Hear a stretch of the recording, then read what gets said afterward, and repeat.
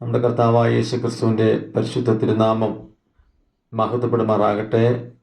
എല്ലാവർക്കും ക്രിസ്തുവേശുവിലുള്ള സ്നേഹവന്ദനം അറിയിക്കുന്നു. ജീവജലത്തിൻ്റെ നദികളെക്കുറിച്ചാണല്ലോ നാം ചിന്തിച്ചു പോരുന്നത്. ഉൽപ്പത്തി പുസ്തകം 2-ാം അധ്യായത്തിൽ 10 മുതലുള്ള വാക്യങ്ങൾ തോട്ടം നനയ്ക്കുവാൻ ഒരു നദി പുറപ്പെട്ടു എന്ന് കാണുന്നു. അത് 4 ശാഖകളായി പിരിഞ്ഞു എന്ന് കാണുന്നു. എന്നാൽ ദൈവം ഏദൻ പർദീസയിൽ വെച്ച് തന്നെ ദൈവത്തിൻ്റെ പദ്ധതികളെ മനുഷ്യന് വെളിപ്പെടുത്തുവാൻ ഈ പേരുകളും ഈ ശാഖകളുമൊക്കെ അത് ദൈവജ്ഞാനത്തിൽ ഒരു നിമിത്തമായിരുന്നു എന്ന് നാം ഇതിനു മുമ്പുള്ള സന്ദേശങ്ങളിൽ ചിന്തിച്ചു. മാനവരാശിയുടെ വീണ്ടെടുപ്പ് അഥവാ മനുഷ്യൻ പാപം ചെയ്താൽ തന്നെ മനുഷ്യനെ വീണ്ടെടുക്കുവാനുള്ള ദൈവത്തിൻ്റെ പദ്ധതി മനുഷ്യനെ സൃഷ്ടിക്കും മുമ്പ് തന്നെ അനാദിയായി ദൈവത്തിലുണ്ടായിരുന്നു എന്നുള്ളതിൻ്റെ തെളിവാണ് ആ 1-ാമത്തെ നദിയായ പീശോൻ നമുക്ക് കാണിച്ചു തരുന്നത്. അവിടെ നമ്മൾ കണ്ടത് ആ ദേശത്ത് പൊന്ന് മേത്തരമാണ് എന്ന് പറഞ്ഞാൽ യേശുക്രിസ്തുവിലുള്ള വീണ്ടെടുപ്പിനെയാണ് പഴയ നിയമ വേദശാസ്ത്രപരമായി നാം അത് കണ്ടത് എന്ന് കണ്ടു.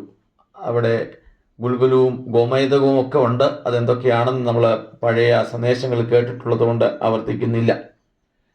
എന്നാൽ 2-ാമത്തെ ശാഖ അഥവാ 2-ാമത്തെ നദിയെക്കുറിച്ച് നാം ചിന്തിച്ചത് ഗീഹോൻ എന്നാണ്.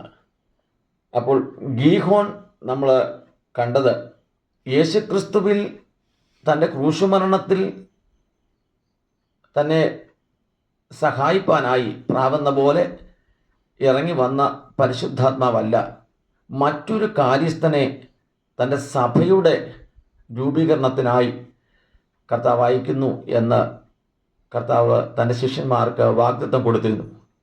ആ പരിശുദ്ധാത്മാവിനെയാണ് നാം ഈ ഗീഹോനിൽ നമ്മൾ കണ്ടത്. കാരണം തടസ്സങ്ങളെ തള്ളിപ്പായിച്ചുകൊണ്ട് ഒരു വലിയ ദൗത്യം ഏറ്റെടുത്തുകൊണ്ട് മുൻപോട്ട് പോകുന്ന ആത്മാവിൻ്റെ ഒരു പ്രവൃത്തിയാണ്. നമുക്കറിയാം, യെരുശലേമിൽ തുടങ്ങി ഭൂമിയുടെ അറ്റത്തോളവും ദൈവരാജ്യത്തിൻ്റെ ഈ പ്രവൃത്തി മുൻപോട്ട് കൊണ്ടുപോകുന്നത് പരിശുദ്ധാത്മാവാണ്. ആ പരിശുദ്ധാത്മാവ് വിവിധങ്ങളായ വരങ്ങളും വിവിധങ്ങളായ ആത്മീക ദൗത്യങ്ങളും സഭ മൂലമായിട്ട് അന്നും ഇന്നും ചെയ്തുകൊണ്ടേയിരിക്കുന്നു. അതെല്ലാം നമ്മൾ അതിനെക്കുറിച്ചൊക്കെയും ചിന്തിച്ചു. ഇനി നമ്മൾ 3-ാം നദിയായ ഹിദ്ദക്കലിനെ കുറിച്ചാണ് ചിന്തിക്കുന്നത്. ഹിദ്ദക്കൽ എന്ന വാക്കിന് അർത്ഥം വേഗതയുള്ള, റാപ്പിഡ് എന്നാണ് യഥാർത്ഥത്തിൽ അതിൻ്റെ മൂലഭാഷയിൽ നിന്ന് നമ്മൾ എടുക്കുകയാണെങ്കിൽ അതിൻ്റെ അർത്ഥം റാപ്പിഡ് എന്ന് പറയുന്നത് വെരി ക്വിക്ക്ലി. ഈ ഒരു പദം നമ്മൾ ശ്രദ്ധിക്കുകയാണെങ്കിൽ 1 കൊരിന്ത്യർ 15:52 അപ്പോസ്തലനായ പൗലോസ് ഉപയോഗിച്ചിരിക്കുന്ന പദവുമായിട്ട് വളരെ സാമ്യമുണ്ട്. കണ്ണിമിക്കുന്നതിനിടയിൽ നാം എല്ലാവരും രൂപാന്തരപ്പെടും. കർത്താവിന് കാഹളം ധ്വനിക്കും, ക്രിസ്തുവിൽ മരിച്ചവർ അക്ഷരായി ഉയർക്കും, പിന്നെ ക്രിസ്തുവിൽ ജീവിക്കുന്ന നാം രൂപാന്തരപ്പെട്ട് അവനോടുകൂടെ എടുക്കപ്പെടും. ഇതാണ് ക്രിസ്തീയ പ്രത്യാശ. നമുക്ക് ഇന്ന് നാം വിശ്വസിച്ചിരിക്കുന്ന വിശ്വാസത്തിന് ഒരു ലക്ഷ്യമുണ്ട്. നമ്മുടെ ഒരു ഭാവി നിത്യത എന്ന് പറയുന്ന ഒരു കാര്യത്തിൽ ഒരു അഷ്വറൻസ് ഉണ്ട്. അത് നമ്മുടെ പ്രത്യാശയുടെ നങ്കൂരമാണ്. ദൈവത്തിന് പോഷ്ക്ക് പറയാൻ കഴിയാത്ത വണ്ണം ദൈവം നമുക്ക് ഉറപ്പാക്കി തന്നിരിക്കുന്ന ആ ഒരു നിശ്ചയമാണ് നമ്മുടെ നിത്യത എന്ന് പറയുന്നത്. ആ നിത്യതയിൽ നാം രൂപാന്തരപ്പെട്ടവരായിട്ടാണ് ഇവിടുന്ന് എടുക്കപ്പെടുന്നത്. അതായത് ഈ ശരീരത്തോടു കൂടെ അല്ല. ഈ കാണപ്പെടുന്ന ശരീരം നാം ഇവിടെ കളഞ്ഞേ പറ്റത്തില്ല, മണ്ണിൽ നിന്നെടുത്തതാണ്. അതുകൊണ്ട് ഇതിൻ്റെ താഴ്ചയും വീഴ്ചയും കുറവുകളും ബലഹീനതകളും ഒക്കെ ഇതിൽ കാണും. മാംസരക്തങ്ങൾ ദൈവരാജ്യം അവകാശമാക്കുകയില്ല സഹോദരന്മാരെ എന്ന് അപ്പോസ്തലനായ പൗലോസ് പരിശുദ്ധാത്മാവിൽ എത്ര ശക്തമായിട്ടാണ് നമ്മളോട് പറയുന്നത്. എന്നാൽ അകമേ ഉള്ള മനുഷ്യനാണ് യഥാർത്ഥ മനുഷ്യൻ. ഈ പുറമേ ഉള്ള മനുഷ്യനല്ല യഥാർത്ഥ മനുഷ്യൻ.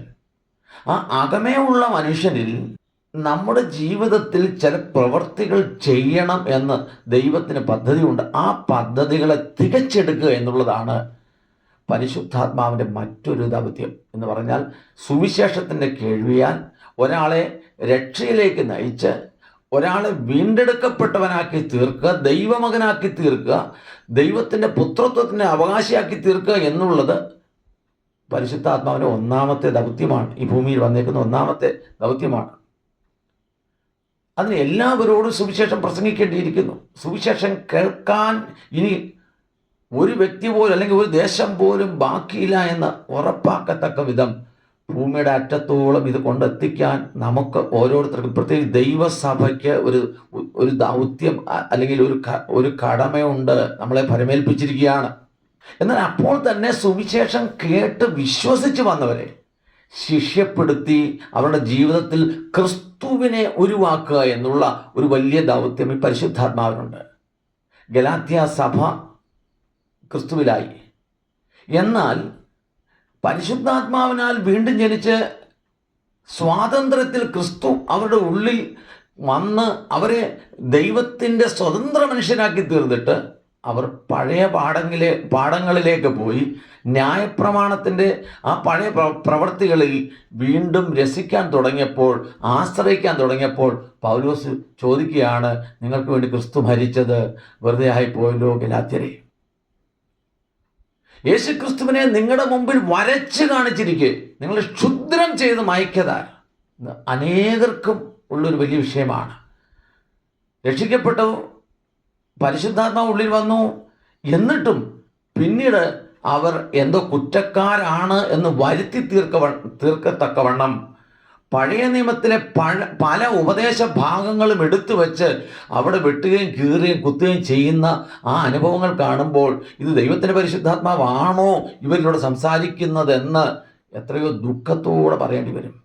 ചില പ്രവാചകന്മാരെയും ഈ കാലഘട്ടത്തിലുള്ള ദൈവവേലക്കാർ എന്ന് പറയുന്നവരെയും എനിക്ക് ദുഃഖത്തോടെയാണ് ഞാൻ പലപ്പോഴും ഓർക്കുന്നത്. സൈക്കിളിൽ നിന്ന് വീഴുന്നതും അനർത്ഥം ഭവിക്കുന്നതും ശവപ്പെട്ടി കൊണ്ടുപോകുന്നു, ഇതൊക്കെ അവർക്ക് കാണാനുള്ളൂ. അവരുടെ വായിൽ നിന്ന് അനുഗ്രഹത്തിൻ്റെതായ ഒരു നല്ല വാക്ക് ഒരിക്കലും ഉണ്ടാകുന്നില്ല. ആശ്വാസത്തിനൊരു വാക്കില്ല. ക്രിസ്തുവിൽ ഒരാളെ വളർത്തിയെടുക്കുന്നതിൻ്റെ ഒരു വാക്കും അവരുടെ വായിൽ നിന്ന് വരത്തില്ല. രക്ഷയെക്കുറിച്ചോ ക്രിസ്തുവിൽ വളരുന്നതിനെക്കുറിച്ചോ ക്രിസ്തുവിൽ നിലനിൽക്കുന്നതിനെക്കുറിച്ചോ ക്രിസ്തു കേന്ദ്രീകൃതമായ ഒരു ജീവിതത്തിന് എന്തൊക്കെ വേണമെന്നുള്ളതിനെക്കുറിച്ചോ നിത്യതയ്ക്ക് വേണ്ടി ഒരുങ്ങുന്നവർക്ക് അവരുടെ വിശ്വാസത്തെ കാത്തു സൂക്ഷിക്കുന്ന കാതലായ കാര്യങ്ങൾ എന്തൊക്കെയാണെന്നോ ഇതിനൊന്നും അവരുടെ വായിൽ നിന്ന് വരത്തില്ല. അവരിങ്ങനെ പേടിപ്പിച്ചുകൊണ്ടേയിരിക്കും. സഹോദരർ, അനർത്ഥം കാണുന്നുണ്ട്. ഒരു 7 ദിവസം ഉപവസിക്കണം, ഒരു 21 ദിവസം ഇരിക്കണം, അല്ലെങ്കിൽ 10 ദിവസം ഉപവസിച്ചാൽ നമുക്ക് നല്ലതാണ്. എന്തോ വികലമായ കാര്യങ്ങൾ. കാരണം സ്വാതന്ത്ര്യത്തിലേക്ക് കൊണ്ടുവന്ന് ക്രിസ്തു അവരെ സ്വതന്ത്രരാക്കിയിട്ട് പിന്നെ അവരെ പേടിപ്പിച്ച് അടിമകളാക്കുകയാണ്. അമ്മാ പിതാവേ എന്ന് വിളിക്കാനുള്ള ദൈവത്തിൻ്റെ സ്വപുത്രൻ്റെ ആത്മാവിനെ ദൈവം അവരുടെ ഉള്ളിൽ കൊടുത്തേക്കും. അതാണ് പുത്രത്വം എന്ന് പറയുന്നത്. ഇപ്പോൾ അവരെ പറയുകയാണ്, നിങ്ങൾക്ക് എന്തോ അനർത്ഥങ്ങൾ, എന്തോ പ്രശ്നങ്ങൾ. പൗലോസ് പറയുകയാണ്, മരിക്കാൻ തന്നെ ഞാൻ ഒരുങ്ങിയിരിക്കുക, പിന്നെ നിങ്ങൾ എന്നെ ഇത് കേൾപ്പിച്ച് ഭയപ്പെടുത്തുന്നത് എന്തിനാ? ആ ഒരു ധൈര്യം, ജീവിക്കുന്നത് ക്രിസ്തു, മരിക്കുന്നത് ലാഭം എന്ന് പറയണമെങ്കിൽ ഉള്ളിൽ ഒരു ക്രിസ്തു രൂപപ്പെടണം. അവിടെയാണ് പൗലോസ് ഗലാത്യർ 4 പറയുന്നത്, ഐ തിങ്ക് 19-ാം വാക്യത്തിലാണെന്ന് എൻ്റെ ഓർമ്മ ശരിയാണെങ്കിൽ, അവിടെ പറയുന്നു, ഗലാത്യരെ, ക്രിസ്തു നിങ്ങളിൽ ഉരുവാകുവോളം ഞാൻ പ്രസവവേദനപ്പെടുന്നു മക്കളെ. ക്രിസ്തു നിങ്ങളിൽ ഉരുവാകുവോളം. പ്രിയ സഹോദരങ്ങളെ, നമ്മുടെ അകമേ ഉള്ള മനുഷ്യനെ ക്രിസ്തുവിൽ തികഞ്ഞവനാക്കുന്ന ദൗത്യമാണ് പരിശുദ്ധാത്മാവ് വേഗത്തിൽ ചെയ്യുന്നത്. കാരണം എന്താ? നിങ്ങളുടെ നാളും നാഴികം അറിയായികയാൽ എത്രയും വേഗത്തിൽ നിങ്ങൾ ഒരുങ്ങി ഇരിപ്പീൻ, അരകട്ടിയും ജാഗരിച്ചും കൊണ്ടിരിപ്പീൻ. മണവാളൻ എപ്പോഴാണ് വരുന്നതെന്ന് നിങ്ങൾക്കറിയത്തില്ല. അതുകൊണ്ട് കള്ളൻ രാത്രി വരുന്നത് പോലെ നമ്മുടെ കർത്താവിൻ്റെ വരവ് നടക്കും. അതുകൊണ്ട് നിങ്ങൾ എപ്പോഴും ഒരുങ്ങിയിരിപ്പിൻ. എത്രയും വേഗം നമ്മെ ക്രിസ്തുവിനെ പോലെ ആക്കാനാണ് പരിശുദ്ധാത്മാവ് ശ്രമിക്കുന്നത്.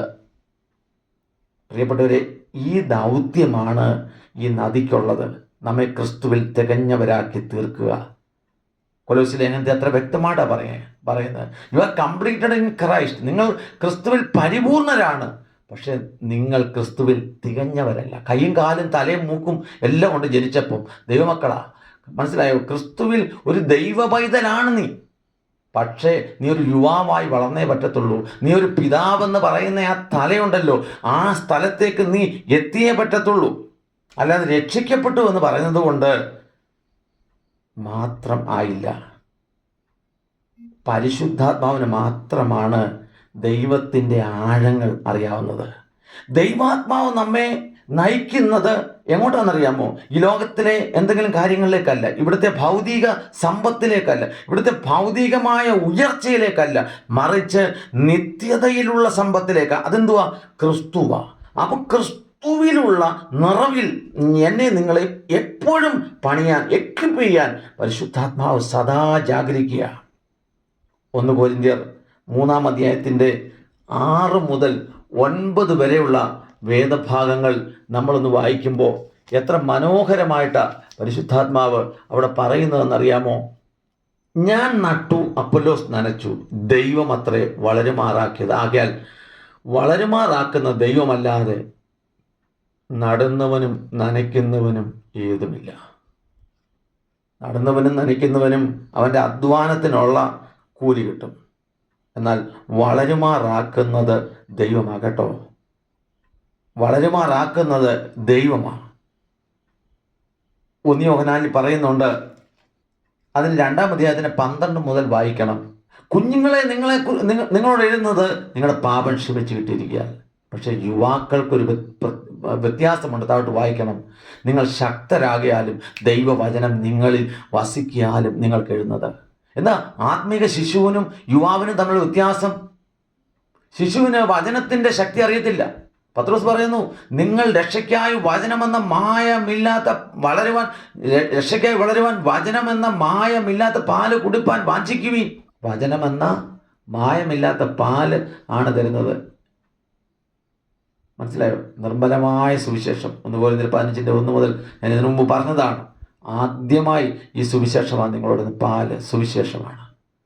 എന്നാൽ എബ്രായ ലേഖനത്തിൽ പൗലോസ് പറയാണ്, കാലമോർത്താൽ നിങ്ങൾ ഉപദേഷ്ടാക്കന്മാരായിരിക്കേണ്ടി വരാം, പക്ഷെ ഇപ്പോഴും നിങ്ങൾ സുവിശേഷത്തിൻ്റെ ആദ്യ പാഠങ്ങളിൽ മാത്രം ഇരിക്കുകയാണ്. പ്രിയപ്പെട്ടവരെ, ദൈവത്തിൻ്റെ പരിശുദ്ധാത്മാവ് നമ്മളോട് സംസാരിക്കുന്നത് നാം ആദ്യ പാഠങ്ങളെ പിന്നെയും ഇട്ട് മാനസാന്തരം, രക്ഷാസ്നാനം, സ്നാനം, പരിശുദ്ധാത്മാവ്, ഇത്രയും കാര്യം അല്ലാതെ വേറൊന്നും പറയാനില്ലാത്ത വണ്ണം ആ ക്രിസ്തുവിലുള്ള സ്വഭാവത്തിൽ വളർന്ന് ശക്തിപ്പെടാനുള്ള ഒരു കാര്യവുമില്ലാത്തവരായി പലപ്പോഴും സഭയും ഉപദേശങ്ങളും നിൽക്കുന്നത് കാണുമ്പോൾ വ്യസനം തോന്നാറുണ്ട്. പ്രിയപ്പെട്ടവരെ, പരിശുദ്ധാത്മാവ് നമ്മളെ നയിക്കുമ്പോൾ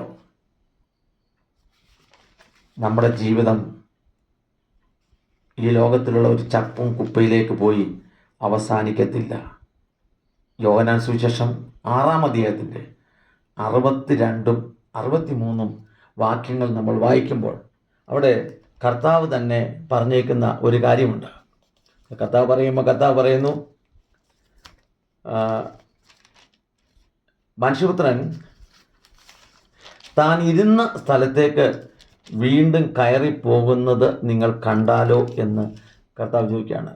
മനുഷ്യപുത്രൻ മുമ്പേ ഇരുന്ന ഇടത്തേക്ക് കയറിപ്പോകുന്നത് നിങ്ങൾ കണ്ടാലോ?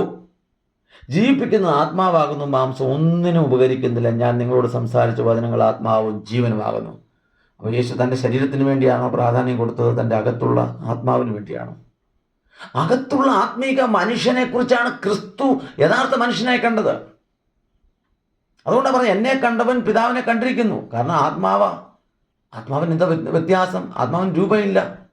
യേശു ക്രിസ്തുവിൽ ആ ശരീരത്തിൻ്റെ അകത്തിരുന്നത് പിതാവിൻ്റെ ആത്മാവാണ്. പിതാവും പുത്രനും പരിശുദ്ധാത്മാവും ഉണ്ട്. ഒരു പിതാവും ഒരു പരിശുദ്ധാത്മാവും ഒരു പുത്രനേ ഉള്ളൂ. പിതാവിനും പുത്രനും തമ്മിൽ വ്യത്യാസമൊന്നുമില്ല. പിതാവ് എന്താകുന്നു അതേ സത്തയാണ് പുത്രൻ, അതേ സത്തയാണ് പരിശുദ്ധാത്മാവ്. അപ്പോൾ പരിശുദ്ധാത്മാവിന് മാത്രമേ ക്രിസ്തു ആരാണെന്നും ക്രിസ്തുവിൽ നമ്മെ എങ്ങനെയാണ് നാം എന്താ പറയുക നമ്മളെ പണിഞ്ഞ് രൂപപ്പെടുത്തേണ്ടതെന്നും പരിശുദ്ധാത്മാവിനെ അറിയത്തുള്ളൂ. പ്രിയപ്പെട്ടവരെ, അതിനാണ് ദൈവവചനമെന്ന നല്ല കട്ടിയുള്ള ആഹാരം നാം കഴിക്കേണ്ടത്. ദൈവം തൻ്റെ വചനം നമുക്ക് തന്നേക്കുന്നു. ആ വചനം എന്താണ്? ആത്മാവാണ്. എത്ര പേർക്ക് മനസ്സിലായിട്ടുണ്ട്? നമ്മുടെ ലക്ഷ്യത്തിൽ നമുക്ക് എത്തണമെങ്കിൽ ഈ നദി എങ്ങോട്ടാണ് ഒഴുകുന്നതെന്നറിയാം. കിതക്കൽ നദി അത് അശൂരിന് കിഴക്കോട്ടൊഴുകുന്നു. ഈ അശൂർ ആരാന്ന് നിങ്ങൾക്കറിയാമോ? ഈ അശൂരിനെ കുറിച്ച് നമ്മൾ ഒന്ന് രണ്ട് കാര്യങ്ങൾ ചിന്തിച്ചാലേ നമ്മൾ എന്തുകൊണ്ട് വളരണം എന്ന് നമ്മൾ തിരിച്ചറിയത്തുള്ളൂ.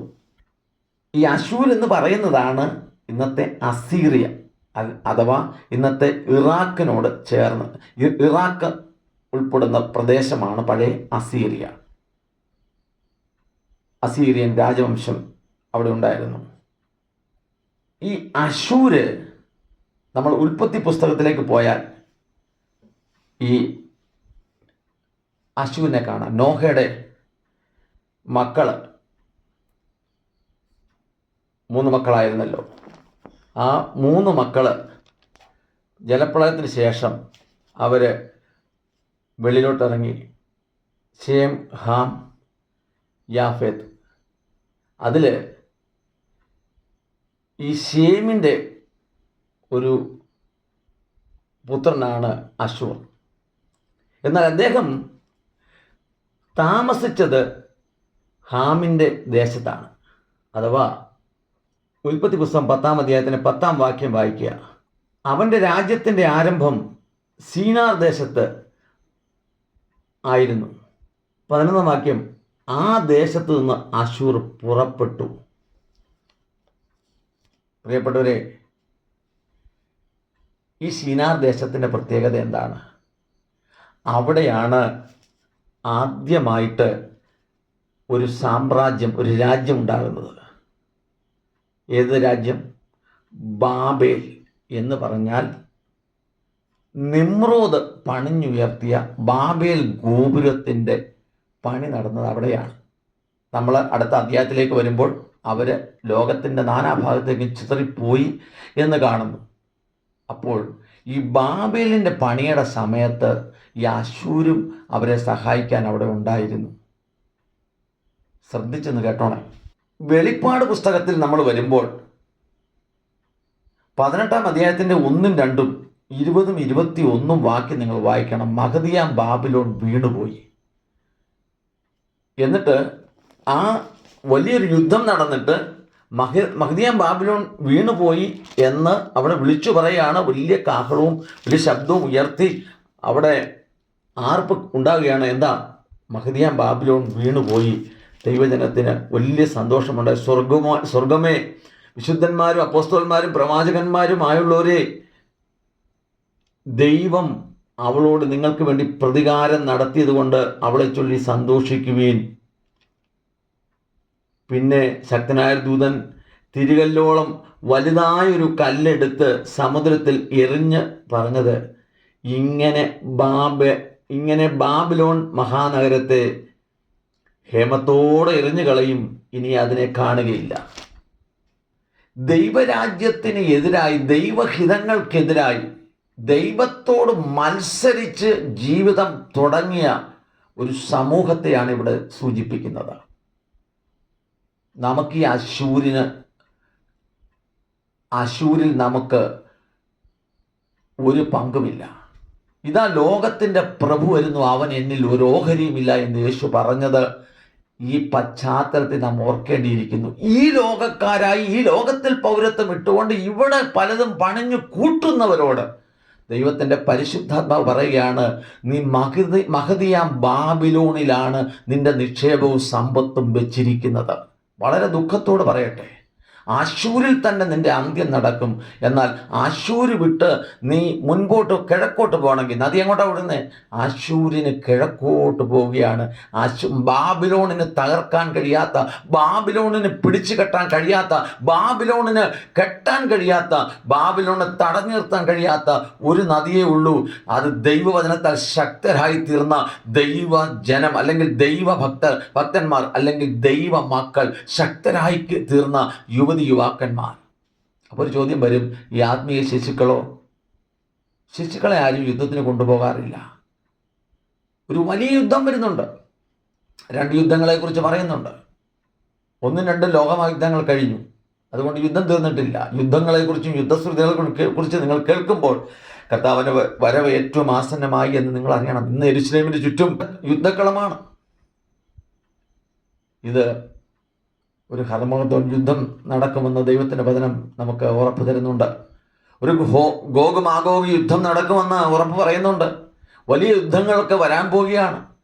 കാലാളുകളോട് നടന്നിട്ട് ക്ഷീണിച്ചാൽ കുതിരകളോട് ഓടുമ്പോൾ നിങ്ങൾക്ക് എങ്ങനെ സാധിക്കും? പ്രിയപ്പെട്ടവരെ, ഈ ദിവസങ്ങളിൽ ദൈവത്തിൻ്റെ പരിശുദ്ധാത്മാവിൻ്റെ ശക്തമേറിയ വചനങ്ങളാൽ ഉൾനട്ടവരായി ക്രിസ്തുവിൽ വളർന്ന് ഒരു യോദ്ധാവിനെ പോലെ, ഒരു യുവാവിനെ പോലെ ശക്തനായി തീർന്നില്ലെങ്കിൽ, ഒരു ആത്മീക പിതാവിനെ പോലെ വളർന്ന് ദൈവത്തിൻ്റെ ആഴങ്ങൾ അറിയുന്ന, ദൈവത്തോട് കൂടെ വസിക്കുന്ന, ദൈവത്തിൽ ക്രിസ്തുവിൽ തികഞ്ഞ പ്രായത്തിൽ എത്തിച്ചേരുന്ന ഒരു ഭക്തനായി തീരുന്നില്ലെങ്കിൽ, ദൈവത്തിൻ്റെ പരിശുദ്ധാത്മാവ് പറയുകയാണ്, നിങ്ങൾ ആത്മീക യുദ്ധങ്ങളിൽ, പിശാചിൻ്റെ തന്ത്രങ്ങളിൽ, പലപ്പോഴും പിശാച് ഒരുക്കുന്ന കെണികളിൽപ്പെട്ട് നിന്റെ നിത്യ ലക്ഷ്യം അവിടെ നഷ്ടപ്പെടാൻ സാധ്യതയുണ്ട്. രക്ഷ നഷ്ടപ്പെടുകയില്ല എന്ന് പലരും പറഞ്ഞു, നഷ്ടപ്പെടുകയില്ല. പക്ഷേ നിന്റെ ജീവിതത്തിൻ്റെ വിരുദ്, പൗലോസ് പറയുന്നു, ഒന്ന് ഞാൻ ചെയ്യുന്നു, പിൻപിലുള്ളത് മറന്ന് മുൻപിലുള്ള എൻ്റെ ലാക്കിലേക്ക് ആഞ്ഞും കൊണ്ട് ഞാൻ ഓടുന്നു. ഫിലിപ്പിയർ മുതൽ നമുക്കത് കാണാം. നിന്റെ വിരുദ് എവിടെയാണ്? നിന്റെ ലക്ഷ്യം എവിടെയാണ്?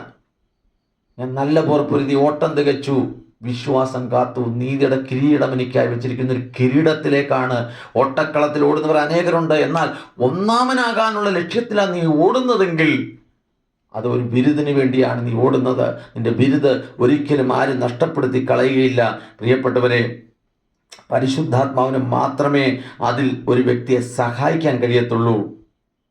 പ്രിയപ്പെട്ടവരെ, ഈ ലോകം ബാബിലോണിൻ്റെ മഹാ നിയന്ത്രണങ്ങളിലേക്ക് ഒതുങ്ങിക്കൊണ്ടിരിക്കുകയാണ്.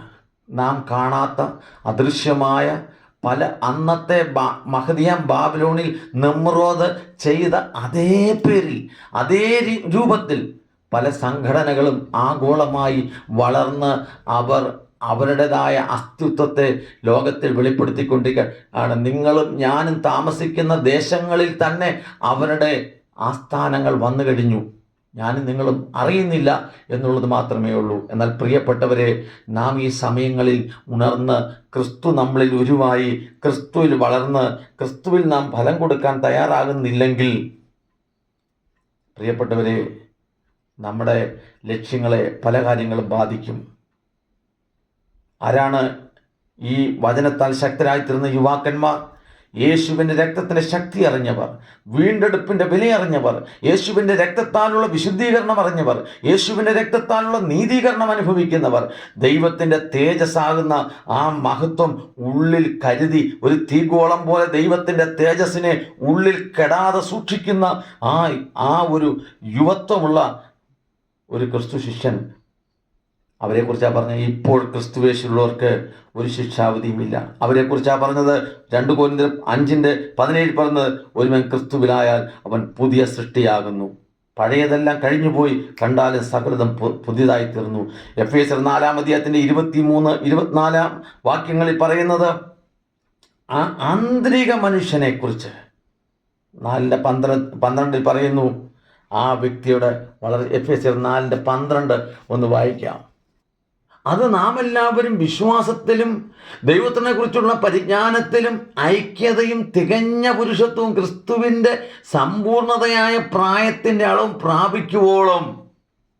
കണ്ടോ, ക്രിസ്തുവിൻ്റെ സമ്പൂർണതയായ പ്രായത്തിൻ്റെ അളവ് എന്തുവാണ്? കൊലോസിൽ നമ്മൾ കണ്ടു, ക്രിസ്തു വന്ന തലയോളം. സമ്പൂർണതയുടെ പ്രായത്തിൻ്റെ അളവ് എന്ന് പറയുന്നത് നിങ്ങൾ ആത്മീക പിതാക്കന്മാരാകണം. ഒരു പിതാവിന് മക്കൾ ഉണ്ടാകും, മക്കളെ ജനിപ്പിക്കും, ആ മക്കളെ വളർത്തും. ആ മക്കളോടൊരു സ്നേഹം, കരുതൽ, ദിവ്യ സ്വഭാവങ്ങളാണ് ആ പിതാവിൽ കാണുന്നത്. എന്താണ്? ക്രിസ്തുവിൻ്റെ അതേ സ്വഭാവത്തിലേക്ക് നിങ്ങളുടെ ജീവിതം, ആന്തരിക മനുഷ്യൻ വളർന്ന് രൂപപ്പെടുകയാണ്. പ്രിയപ്പെട്ടവരെ, അങ്ങനെയുള്ള ഒരവസ്ഥയിലേക്ക് നമ്മൾ വളരണമെങ്കിൽ നമുക്ക് പരിശുദ്ധാത്മാവിൻ്റെ ഈ നദിയുടെ സഹായം അനിവാര്യമാണ്. 2 കൊരിന്ത്യർ 3:17-18 ഞാനൊന്ന് വായിക്കാം. ദൈവത്തിന് സ്തോത്രം. 2 കൊരിന്ത്യർ 3:17 18. കർത്താവ് ആത്മാവാകുന്നു, കർത്താവിൻ്റെ ആത്മാവ് ഉള്ളിടത്ത് സ്വാതന്ത്ര്യമുണ്ട്. എന്നാൽ മൂടുപടം നീങ്ങിയ മുഖത്ത് കർത്താവിൻ്റെ തേജസ്സിനെ കണ്ണാടി പോലെ പ്രതിബിംബിക്കുന്നവരായി നാം എല്ലാവരും ആത്മാവാകുന്ന കർത്താവിൻ്റെ ദാനമായ തേജസ്സിന്മേൽ തേജസ് പ്രാപിച്ച് അതേ പ്രതിമയായി രൂപാന്തരപ്പെടുന്നു. അതേ പ്രതിമയായി രൂപാന്തരപ്പെടുന്നു. ഇത് തന്നെയാണ് പ്രിയപ്പെട്ടവരെ റോമാലേഖനം 8-ാം അധ്യായത്തിൻ്റെ 28-29 വാക്യങ്ങൾ പറയുന്നത്.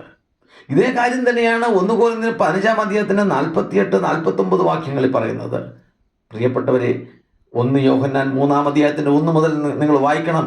കാൺമീൻ, നാം ദൈവമക്കൾ എന്ന് വിളിക്കപ്പെടുവാൻ പിതാവ് എത്ര വലിയ സ്നേഹം നമുക്ക് നൽകിയിരിക്കുന്നു. നാം അങ്ങനെ തന്നെ ആകുന്നു. എന്നാൽ നാം ഇന്നതാകുമെന്ന് ഇതുവരെയും പ്രത്യക്ഷമായിട്ടില്ല. അവൻ പ്രത്യക്ഷനാകുമ്പോൾ താൻ ഇരിക്കും പോലെ തന്നെ നാം അവനെ കാണുന്നതാകൊണ്ട് നാം അവനോട് സദൃശന്മാരായി രൂപാന്തരപ്പെടും. നിങ്ങളെങ്ങനെ ജീവിതത്തിൽ യേശുവിനോട് സദൃശന്മാരായി രൂപാന്തരപ്പെടും? നിങ്ങളെ യേശു ക്രിസ്തുവിനോട് സദൃശന്മാരായി രൂപാന്തരപ്പെടുത്തണമെങ്കിൽ ഏതൊക്കെ ഘട്ടങ്ങളിലൂടെ എങ്ങനെ നിങ്ങളെ കൊണ്ടുപോകണമെന്ന് പരിശുദ്ധാത്മാവിനെ അറിയത്തുള്ളൂ. പരിശുദ്ധാത്മാവിനല്ലാതെ വേറെ ആർക്കും ഈ ലോകത്ത് കഴിയത്തില്ല. അപ്പോൾ നോക്കണേ, പരിശുദ്ധാത്മാവിൻ്റെ സഹായമില്ലാതെ നിങ്ങളുടെ രൂപാന്തരത്തിന് വേണ്ടി, റാപ്ചറിന് വേണ്ടി, നിങ്ങളുടെ എടുക്കപ്പെടലിന് വേണ്ടി നിങ്ങൾക്ക് ഈ ബാഹ്യമായിട്ടുള്ള ഏതെങ്കിലും കൂദാശകളോ കർമ്മങ്ങളോ പ്രാർത്ഥനകളോ മറ്റു മനുഷ്യരുടെ ഏതെങ്കിലും സഹായം കൊണ്ട് സാധ്യമാണോ? അല്ല. റോമാലേഖനം 8-ാം അധ്യായത്തിൽ നമ്മൾ കാണുന്നു 14 മുതൽ 17 വരെ വായിക്കുമ്പോൾ ആത്മാവ് നടത്തുന്നവർ ദൈവത്തിൻ്റെ മക്കളാ. ആത്മാവ് നമ്മളെ നടത്തണം. എന്നിട്ട് താഴോട്ട് വായിക്കുമ്പോൾ എന്താണ്? പരിശുദ്ധാത്മാവ് നമ്മുടെ ഉള്ളിലിരുന്ന് നമ്മോട് നാം ദൈവമക്കളാണെന്ന് സാക്ഷ്യം പറയണം. നിങ്ങൾക്ക് പലരെയും കളിപ്പിക്കാമായിരിക്കും പല കാര്യത്തിൽ. പക്ഷെ ഒരു കാര്യം നിങ്ങളെ വഞ്ചിക്കാൻ പറ്റത്തില്ല. നിങ്ങളുടെ അകത്തിരിക്കുന്ന ആത്മാവിനെ വഞ്ചിക്കാൻ പറ്റത്തില്ല. നിങ്ങളുടെ അകത്തിരിക്കുന്ന ആത്മാവിനോടൊന്ന് ചോദിക്കണേ, ഒരിക്കലെങ്കിലും നിങ്ങൾ ക്രിസ്തുവിന് സദൃശരായി തീർന്നവരാണോ? അല്ലെങ്കിൽ ഒരു കുഴപ്പമുണ്ട് കേട്ടോ. നിങ്ങളിൽ കോപവും ക്രോധവും ഈർഷ്യയും പകയും പിണക്കവും വൈരാഗ്യവും ക്ഷമിക്കാൻ കഴിയാത്ത എല്ലാം നീചമായ ഈ ലോകത്തിൻ്റെ മ്ലേച്ഛ സ്വഭാവങ്ങളാണ് നിങ്ങളുടെ ഉള്ളിലിരിക്കുന്നതെങ്കിൽ, കൊലപാതകവും വഞ്ചനയും ഒക്കെ നിങ്ങളുടെ ഉള്ളിലുണ്ടെങ്കിൽ ഒരു കാര്യം ഓർത്തോണം. നിങ്ങളുടെ ഉള്ളിലിരിക്കുന്ന കാര്യത്തിൻ്റെ അതേ ഫോട്ടോകോപ്പി ആയിരിക്കും പ്രിൻ്റ് വെളി വരാൻ പോകുന്നത്. ഒരാൾ ഒരു ചിപ്പ് മറ്റേ ഒരു പെൺഡ്രൈവ് കൊണ്ടുപോയി കടയിൽ കൊടുത്ത് ഇതിനകത്തൊരു പടമുണ്ട്, ഒരു ഫോട്ടോകോപ്പി വേണം. ഫോട്ടോകോപ്പി വന്നപ്പോൾ ആ മനുഷ്യൻ പറഞ്ഞു, ഇതല്ല, ഞാൻ വേറൊരു പടമാണിട്ട്. അവർ പറഞ്ഞു, ഇതിനകത്തൊരു പടമേ ഉള്ളൂ, ഇതിനകത്തിരിക്കുന്ന പടമായി വന്നേക്കുന്നത്. പ്രിയപ്പെട്ടവരെ, നിങ്ങളുടെ അകത്തിരിക്കുന്ന ആ കാര്യം കമ്പ്യൂട്ടർ എടുത്ത് കാണിച്ചിട്ട് ഇതാ നിങ്ങളുടെ അകത്തിരുന്നത്. നിങ്ങൾക്ക് സമ്മതിക്കാതിരിക്കാൻ പറ്റുമോ? നിങ്ങൾ ഉടനെ പറയും, അയ്യോ ഇതായിരുന്നു. പ്രിയപ്പെട്ടവരെ, നിങ്ങളുടെ അകത്തിരിക്കുന്ന മനുഷ്യനാ നിങ്ങളുടെ വെളിയിലോട്ട് രൂപാന്തരപ്പെട്ട് വരാൻ പോകുന്നത്. അന്ന് ഈ കൂദാശയും കുന്തിരിക്കവും കർമ്മങ്ങളും ഒന്നും നിങ്ങളെ സഹായിക്കത്തില്ല. നിങ്ങളിത് ഇനി എന്ന് മനസ്സിലാക്കും? നിങ്ങൾക്ക് എങ്ങനെ സഹായിക്കാൻ പറ്റും? റോമാലേഖനം 8-ാം അധ്യായത്തിൻ്റെ 10-11 വാക്യം നിങ്ങൾ വായിച്ചു നോക്ക്. യേശുവിനെ ഞാനിന്ന് വായിക്കാം. അത് നിങ്ങളത് അറിഞ്ഞിരിക്കണം. ഇത് നിസ്സാരമല്ല. ജഡസ്വഭാവമുള്ളവർക്ക് ദൈവത്തെ പ്രസാദിപ്പിക്കാൻ കഴിയത്തില്ലെന്ന് പറഞ്ഞിട്ട് ഇങ്ങോട്ട് പറയുകയാണ്, നിങ്ങളോ ദൈവത്തിൻ്റെ ആത്മാവ് നിങ്ങൾ വസിക്കുന്നു എന്ന് വരികിൽ ജഡസ്വഭാവമുള്ളവരല്ല. നിങ്ങൾ ജഡസ്വഭാവമുള്ളവരാണെങ്കിൽ നിങ്ങളിരിക്കുന്ന എന്തൊക്കെയാണ് ഗലാത്യലേഖനം 5-ാം അധ്യായത്തിൽ 18 മുതൽ വായിച്ചു നോക്കണം. ഇതൊക്കെ നിങ്ങളിലുണ്ടോ എന്ന് പരിശോധിച്ച് നോക്കണം. എന്നാൽ 10-ാം വാക്യത്തിൽ പറയുകയാണ്, ക്രിസ്തു നിങ്ങളിൽ ഉണ്ടെങ്കിലോ ശരീരം പാപനിമിത്തം മരിക്കേണ്ടതെങ്കിൽ ആത്മാവ് നീതി നിമിത്തം ജീവനാകുന്നു. കാരണം എന്താ? ക്രിസ്തുവിൻ്റെ ആത്മാവ് നിങ്ങളിൽ ഉണ്ടെങ്കിൽ നിങ്ങളുടെ പുറമേയുള്ള ശരീരം ദ്രവത്വമുള്ളതാണെങ്കിലും വൈകല്യമുള്ളതാണെങ്കിലും ഇതൊന്നും ഒരു പ്രശ്നമല്ല. നിങ്ങളുടെ അകത്തിരിക്കുന്ന ആത്മാവ് നിങ്ങൾ ക്രിസ്തുവിന് സദൃശമായി പണിഞ്ഞതാണെങ്കിൽ, പണിയാൻ പരിശുദ്ധാത്മാവിനെ അനുവദിച്ചതാണെങ്കിൽ, യേശുവിനെ മരിച്ചവരിൽ നിന്ന് ഉയർപ്പിച്ചവൻ്റെ ആത്മാവ് നിങ്ങളിൽ വസിക്കുന്നു എങ്കിൽ ക്രിസ്തുവിനെ മരണത്തിൽ നിന്ന് ഉയർപ്പിച്ചവൻ നിങ്ങളിൽ വസിക്കുന്ന തൻ്റെ ആത്മാവിനെ കൊണ്ട് നിങ്ങളുടെ മർത്യ ശരീരങ്ങളെയും ജീവിപ്പിക്കും. പ്രിയപ്പെട്ടവരെ, ഈ അകത്തിരിക്കുന്നതാണ് എന്ത് ചെയ്യുന്നത്? പുറത്തേക്ക് രൂപാന്തരപ്പെട്ട് വെളിയിൽ വരാൻ പോകുന്നത്. അങ്ങനെ ഉണ്ടെങ്കിൽ നിങ്ങളുടെ അകത്തിരിക്കുന്ന മനുഷ്യനെ ക്രിസ്തുവിൽ പരിശുദ്ധാത്മാവിനെ പണിയാൻ ഏൽപ്പിക്കണ്ടായോ? അതോ ഈ അശൂരിൽ മാത്രം നിന്നുകൊണ്ട് ഈ അശൂരിനകത്ത് എന്തുവാണ്? അവിടെ ബാബിലോണാണ്. ഈ ലോകമാകുന്ന ബാബിലോണിനകത്ത് മാത്രം പ്രത്യാശ വെച്ച് ജീവിക്കുന്നവരാണെങ്കിൽ അയ്യോ കഷ്ടം. ദൈവത്തിൻ്റെ വചനമാണ് പറയുന്നത്. നമ്മുടെ പ്രത്യാശ ഈ ലോകത്തിൽ മാത്രം വെച്ച് ജീവിക്കുന്നവരാണെങ്കിൽ നമുക്ക് അയ്യോ കഷ്ടമാണ്. പൗലോസ് പറയുന്നു, എൻ്റെ പൗരത്വം സ്വർഗത്തിലാണ്, ഇവിടെ ഞാൻ പരദേശിയാണ്. ജീവിതത്തിന് ലക്ഷ്യം വേണേ, അത് ഇവിടെ അല്ലേ നിന്റെ ലക്ഷ്യം? നിന്റെ ലക്ഷ്യം സ്വർഗത്തിലാകണം. എത്ര പേർക്ക് ഇന്ന് ഈ ദൂത് കേൾക്കുമ്പോൾ നിങ്ങളുടെ നിത്യത, നിങ്ങളുടെ ലക്ഷ്യം സ്വർഗത്തിലാണെന്ന് ഉറപ്പുവരുത്താൻ കഴിയും? ഇല്ലെങ്കിൽ ഇന്നത് മടങ്ങി തിരിച്ചു വന്നോണം, ഇന്നത് മാറ്റിക്കോണം. എന്താണ്? ഞാൻ ഈ ലോകത്തിന് വേണ്ടി, ഇത് ബാബിലോണാണ്, ഇത് ദൈവം തമ്പുരാൻ യുദ്ധം ചെയ്ത് തകർത്ത് കളയാൻ പോകുന്ന മഹതിയാം ബാബിലോണാണ്. മനസ്സിലായോ? ദൈവത്തിൻ്റെ സൃഷ്ടി അതുവരെയും നമ്മൾ നോക്കണം. അതുവരെയും മനുഷ്യര് ദൈവം ഉണ്ടാക്കിയ വസ്തുക്കളെ കൊണ്ടാണ് അവരുടെ പാർപ്പിടവും കാര്യം ചെയ്തത്. എന്നാൽ മെയ്ഡായി മനുഷ്യനിർമ്മിതമായ കട്ട ഇഷ്ടിക ആദ്യം അവിടെ ഉണ്ടാക്കിയത് എന്ന് പറഞ്ഞാൽ ഗോഡ് മെയ്ഡഡിന് പകരം മെയ്ഡഡ് ഇനി വരാൻ പോവുകയാണ്. എന്തുവാണ്? മനുഷ്യന് പകരമായി ഈ മനുഷ്യന് ജോലികളെല്ലാം ചെയ്യാനെ കൊണ്ട് ഇനി അവിടെ കമ്പ്യൂട്ടർ മനുഷ്യനുകൾ. ഇതാ പ്രിയപ്പെട്ടവരെ, ബാബിലോൺ അതിൻ്റെ അത്യുച്ച കോടിയിലെത്തി. ഇനി ചൊവ്വായിൽ മനുഷ്യനെ കൊണ്ട് എത്തിക്കാൻ വേണ്ടിയുള്ള പരക്കം പാച്ചില്ല. പ്രിയപ്പെട്ടവർ, ഇതൊന്നും കണ്ടും കേട്ടും ആ ഉപകരണങ്ങളിലുള്ള സുഖവും രസവും അനുഭവിച്ചുകൊണ്ട് നീ മുൻപോട്ട് പോവുകയാണെങ്കിൽ നീ അശൂരിൽ തങ്ങിക്കിടക്കും. എന്നാൽ അശൂരിൽ നിന്ന് നിനക്ക് അതിൻ്റെ വെളിയിലേക്ക് പോകണമെങ്കിൽ നിന്നെ കൊണ്ടുപോകാൻ കഴിയുന്ന ദൈവത്തിൻ്റെ പരിശുദ്ധാത്മാവ് മാത്രമേ നിന്നെ സഹായിക്കാനുള്ളൂ. പരിശുദ്ധാത്മാവ് നിൻ്റെ ഉള്ളിൽ ഇന്ന് ഈ ദൂത് കേൾക്കുമ്പോൾ ആ പരിശുദ്ധാത്മാവിനെ സ്വീകരിച്ച് പരിശുദ്ധാത്മാവിൻ്റെ ഉപദേശങ്ങൾക്ക് വിധേയപ്പെട്ട് പരിശുദ്ധാത്മാവിൻ്റെ ആ ഉപദേശങ്ങൾക്ക് താണിരുന്നു കൊണ്ട് ക്രിസ്തു നിന്നിൽ ഉരുവാകുവോളം വേദനയോടെ കണ്ണുനീരോടെ ദൈവം അനുസരിക്കുവാൻ, ദൈവസന്നിധിയിൽ പ്രാർത്ഥനാപൂർവമായ ഒരു ജീവിതത്തിന് വേണ്ടി, ആരാധനാപൂർവമായ ഒരു ജീവിതത്തിന് വേണ്ടി, സമർപ്പിതമായ ഒരു ജീവിതത്തിന് വേണ്ടി, ദൈവഹിതത്തിന് വേണ്ടി ഏൽപ്പിച്ചു കൊടുക്കുന്ന ഒരു ജീവിതത്തിന് വേണ്ടി ജീവിതം അർപ്പിക്കാൻ നിനക്ക് കഴിയുമോ? അങ്ങനെ ഉണ്ടെങ്കിൽ പൗലോസിനെ പോലെ ഒന്ന് ഞാൻ ചെയ്യുന്നു. എൻ്റെ പിൻപിലുള്ളത് മറന്നുകൊണ്ട് എൻ്റെ മുൻപിലുള്ള ലാക്കിലേക്ക്, എൻ്റെ പരമവിളിയുടെ ലക്ഷ്യത്തിലേക്ക് ഞാനും ഓടുകയാണെന്ന് നിനക്ക് പറയാൻ കഴിയും. അങ്ങനെയാണെങ്കിൽ കണ്ണിമയ്ക്കുന്നതിനിടയിൽ കർത്താവ് വരുമ്പോൾ നീ രൂപാന്തരപ്പെടും. കാഹളം ധ്വനിക്കും, ക്രിസ്തുവിൽ മരിച്ചവർ മുമ്പേ ഉയർക്കും.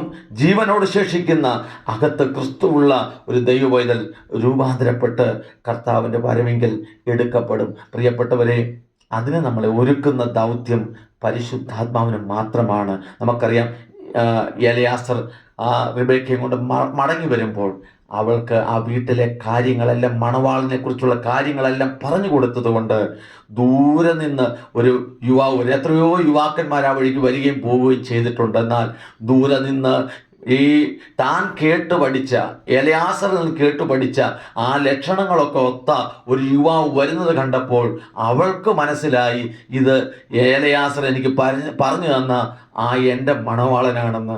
അവൾ ആ ഒട്ടകപ്പുറത്തും താഴെ ഇറങ്ങി അവനെ എതിരേൽക്കുവാൻ തയ്യാറായിത്തീർന്നു. പ്രിയപ്പെട്ടവരെ, ഇന്ന് ദൈവത്തിൻ്റെ ഈ ശബ്ദം നിങ്ങൾ കേൾക്കുന്നെങ്കിൽ നിങ്ങൾ നിങ്ങളുടെ ജീവിതത്തെ ദൈവത്തിന് വേണ്ടി ഒന്ന് താഴെ ഇറക്കി. നിങ്ങൾ എത്ര ഉയർന്ന ഒട്ടകത്തിന് പുറത്തിരുന്നാലും, നിങ്ങൾ എത്ര ഉന്നതമായ സ്ഥാനമാനങ്ങളിൽ ഇരുന്നാലും, നിങ്ങളെ തന്നെ താഴെ ഇറക്കിയിട്ട് യേശു ക്രിസ്തുവിൻ്റെ ആ മണവാട്ടിയാകുവാനുള്ള ഒരു ആഹ്വാനത്തിന് വേണ്ടി താഴെ ഇറങ്ങി താഴ്ത്തി കൊടുക്കാമെങ്കിൽ, പ്രൈസ് ദി ലോർഡ്, ക്രിസ്തുവിൻ്റെ മണവാട്ടിയിൽ നിനക്കും പങ്കുണ്ടാകും. വരിക, കുഞ്ഞാടിൻ്റെ മണവാട്ടിയെ നിനക്ക് കാന്തയെ കാണിച്ചു തരാമെന്ന് പറഞ്ഞ് സ്വർഗത്തിലെ ദൂതൻ വിളിച്ചു പറയുമ്പോൾ ആ കൂട്ടത്തിൽ നീയും കാണണമെങ്കിൽ ഈ ഹിദ്ദക്കേൽ എന്ന് പറയുന്ന നദിയുടെ സഹായം നിനക്ക് വേണം. അത് ശാന്തമായി ഒഴുകിയാണ്. എങ്ങോട്ടാണ്? ഒരു ലക്ഷ്യത്തിലേക്ക്. എന്നെയും നിങ്ങളെയും ദൈവം തൻ്റെ ലക്ഷ്യത്തിലേക്ക് കൊണ്ടുപോവുകയാണ്. എവിടെയാണ്? സ്വർഗീയ സിയോനിലേക്ക്, ദൈവത്തിൻ്റെ കുഞ്ഞാടിൻ്റെ കാന്തയായി തീർക്കുവാനുള്ള ആഹ്വാനത്തിലേക്ക്. അങ്ങനെ ആ കുഞ്ഞാടിൻ്റെ കാന്തയാകണമെങ്കിൽ ദിവ്യ സ്വഭാവങ്ങളിൽ, സൽപ്രവർത്തികളിൽ, എല്ലാ നന്മകളിലും നീ അനുഗ്രഹിതനായി ദൈവത്തിൻ്റെ എല്ലാ നിറവോളവും നിറഞ്ഞു വരേണ്ട ആവശ്യമുണ്ട്. ഈ ദിവസങ്ങളിൽ നമ്മളെ ക്രിസ്തുവിൽ നിറയ്ക്കുവാൻ, ക്രിസ്തുവിനെ പോലെ രൂപാന്തരപ്പെടുത്തുവാൻ, ക്രിസ്തുവിൽ പണിയുവാൻ എത്ര പേര് തങ്ങളെ തന്നെ ദൈവകരങ്ങളിൽ ഏൽപ്പിച്ചു കൊടുക്കുന്നുണ്ട്. അങ്ങനെ ഉണ്ടെങ്കിൽ ഈ ഹല്ലേലൂയ സ്തോത്രം, മൂന്നാം നദി നിങ്ങൾക്കൊരു അനുഗ്രഹമായിരിക്കും. ഹിദ്ദക്കൽ നദി നിങ്ങൾക്കൊരു അനുഗ്രഹമായിരിക്കും. നിങ്ങൾ എപ്പോഴും ദൈവത്തിൻ്റെ പഠിപ്പിക്കലും ദൈവത്തിൻ്റെ സന്നിധിയിൽ താണിരുന്നു കൊണ്ട് ആ വചനത്തിൽ നിലനിൽക്കാൻ യോഹന്നാൻ സുവിശേഷം 15-ാം അധ്യായത്തിൽ കർത്താവ് പറയുന്നു, അബൈഡ് ഇൻ മീ, എന്നിൽ വസിപ്പീൻ, എൻ്റെ വചനത്തിൽ വസിപ്പീൻ. കർത്താവിൻ്റെ വചനത്തിൽ നമ്മൾ വസിച്ചുകൊണ്ട് ആ കർത്താവിൻ്റെ വചനത്തിന് അനുസരിച്ച് ഒരു ദൈവസ്നേഹത്തിലുള്ള തികഞ്ഞ ആത്മീക സ്വഭാവത്തിലുള്ള വ്യക്തിയായി തീരുവാൻ നമ്മളെ ഏൽപ്പിച്ചു കൊടുക്കാം. ദൈവവചനങ്ങളാൽ നമ്മെ അനുഗ്രഹിക്കുമാറാകട്ടെ. നമ്മുടെ കണ്ണുകളെ അടയ്ക്കാമോ? ദൈവസന്നിധിയിൽ ഒന്ന് സമർപ്പിച്ചു കൊടുക്കാമോ? കർത്താവേ, പരിശുദ്ധാത്മാവിന് മാത്രമേ ഭാവി നിത്യതയെക്കുറിച്ച് അറിയത്തുള്ളൂ. എൻ്റെ ജീവിതത്തെ രൂപാന്തരപ്പെടുത്തുവാൻ ഞാൻ ഏതെല്ലാം അവസ്ഥകളിലൂടെ പോകണമെന്ന് പരിശുദ്ധാത്മാവിനെ അറിയത്തുള്ളൂ. യേശു ക്രിസ്തുവിൻ്റെ ആ അതേ സ്വഭാവത്തിലേക്ക് ഞാൻ രൂപാന്തരപ്പെടാൻ ഇരിക്കുകയാണ്. അതേ ഒരു പ്രതിമയായി ഞാൻ രൂപാന്തരപ്പെടാൻ ഇരിക്കുകയാണ്. അങ്ങനെയാണെങ്കിൽ അതേ സ്വഭാവത്തിലേക്ക് തന്നെ എൻ്റെ ജീവിതവും കർത്താവെ വരേണ്ടതായ ആവശ്യമുണ്ട് എന്ന് ഞാൻ തിരിച്ചറിയുന്നു. അതുകൊണ്ട് ദൈവത്തിൻ്റെ പരിശുദ്ധാത്മാവിൻ്റെ പഠിപ്പിക്കലുകൾ, ഉപദേശങ്ങൾ അത് അനുസരണത്തോടെ എൻ്റെ ജീവിതത്തിൽ സന്തോഷത്തോടെ അനുസരിക്കുവാനായിട്ട് ഞാൻ എൻ്റെ ജീവിതത്തിൽ സ്വീകരിക്കുകയാണ്. കഴിഞ്ഞ കാലങ്ങളിൽ ആ വചനത്തോട് ഞാൻ നിന്നിട്ടുണ്ട്, മറുതലിച്ച് നിന്നിട്ടുണ്ട്. കർത്താവേ, ക്ഷമിക്കണമേ. ദൈവഹിതങ്ങൾക്കെതിരെ ഞാൻ മറുതലിച്ചത് എന്നോട് ക്ഷമിക്കണമേ. താഴ്ത്തിത്തരികയാണ്. ആ ദൈവ കുഞ്ഞാടിൻ്റെ മുമ്പിൽ എന്നെ താഴ്ത്തിത്തരികയാണ്. എനിക്കും ആ കാന്തയിൽ, ആ കർത്താവെ ദൈവത്തിൻ്റെ കുഞ്ഞാടിൻ്റെ കാന്തയായി തീരുവാൻ എനിക്കും ഒരു അവകാശമുണ്ടാകണം. ആ കർത്താവെ, ആ ദൈവത്തിൻ്റെ മഹത്വം പ്രാപിച്ച്, തേജസ് പ്രാപിച്ച് രൂപാന്തരപ്പെട്ട വിശുദ്ധന്മാർ വെള്ള ശുഭ്രവസ്ത്രധാരികളായി തേജസ്സിൻ്റെ വസ്ത്രം ധരിച്ചു പൊൻകുരുത്തോലയുമായി കുഞ്ഞാടിന് മുമ്പിൽ നിന്ന് രാപ്പകൽ വിശ്രമം കൂടാതെ അവനെ സ്തുതിക്കുമ്പോൾ, കർത്താവെ, ഞാനും ആ കൂട്ടത്തിൽ, പേർ വിളിക്കുന്നവരുടെ കൂട്ടത്തിൽ കാണുവാൻ ഈ വചനം, ഈ ജീവിതം എൻ്റെ ജീവിതത്തെ ഇടയാക്കണമേ എന്ന് പ്രാർത്ഥിക്കുകയാണ്. ദൈവം നമ്മെ അനുഗ്രഹിക്കട്ടെ.